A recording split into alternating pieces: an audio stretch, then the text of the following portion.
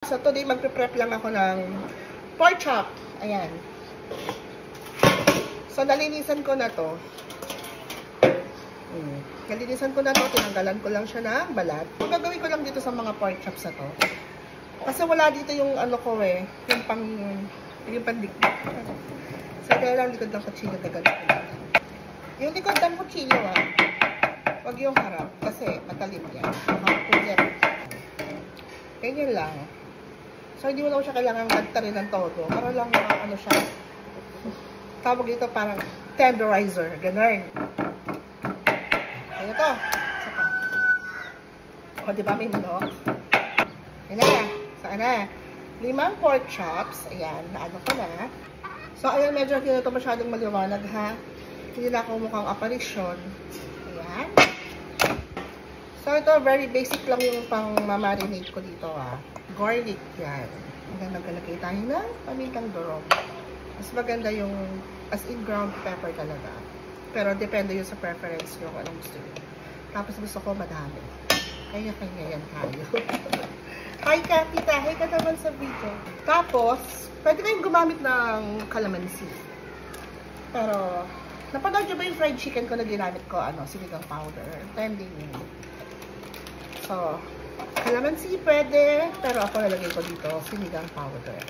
Isang kutsara. Para naman hindi masyadong maasim. Patis.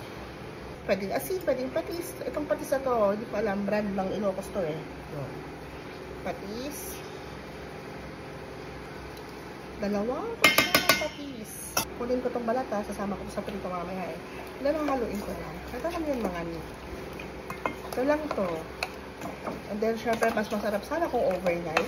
So, ito na yung very basic, di ba, beef? I-ref ko muna to. Oh my God, ang bango. Alam ko sikreto yun, pero I'm sure ginagawa nyo na rin yun. Alagay lang ako ng konting mantika. Konti. Ayan. Mga 1 kutsarang mantika. Bago ko ilagay sa fridge. Ayan. Gagawa muna ako ng butter. Masyadong maliwanag. Mukha akong dito, aparisyon. Lagay tayo ng all-purpose flour. So, tansyahan lang mga mini. Cornstarch. Mga ganun din. Lagay lang ko ng konting salt. Pwede kayo maglagay ng paprika. Depende sa inyo kung ano yung mga pampalasang nilalagay. Isang egg. So, yung pork chop ko, na-marinate ko siya ng 3 araw. Hindi namin naluto agad. Mag-add ako ng water. Kung meron kayong milk, mas maganda. Evaporated milk, fresh milk, yung pinaka-liquid milk. So, dito ilalagay ko cold water.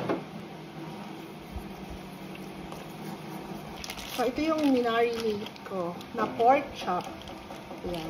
So, nilagay ko dito sa Reynolds na Ziploc para ma-preserve natin yung kanyang freshness and longevity. Oo mga niyo. Oh, bango.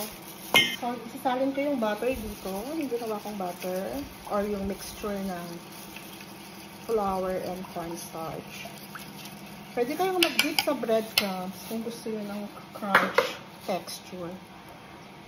Okay na yun ba? Okay na ito. Para hindi masyado makapal yung breading. Alam mo yung pagkagat. Cut me agad. Ayan. So, massage din natin siya para kumapit yung lasa, manuot yung lasa. Again, mga mi kanya-kanya tayo ng atake kanya-kanya tayo ng tirada.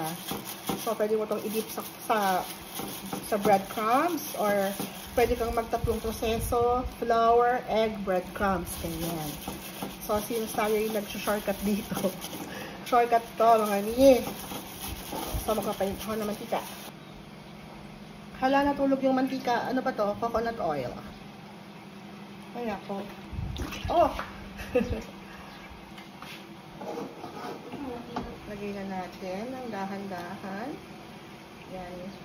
Patitiin natin yung sobra. Pwede mo itong ilubog saglit sa dry na dredge nyo.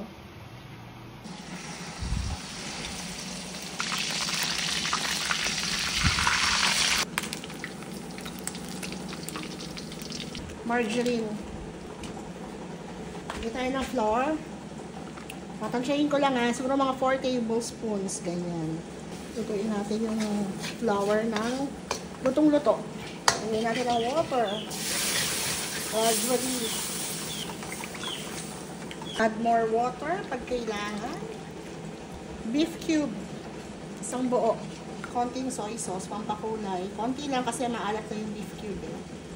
Papakulay lang natin ni. Konting pamintang durog. Paminta slice, diba, mga meat. Okay na.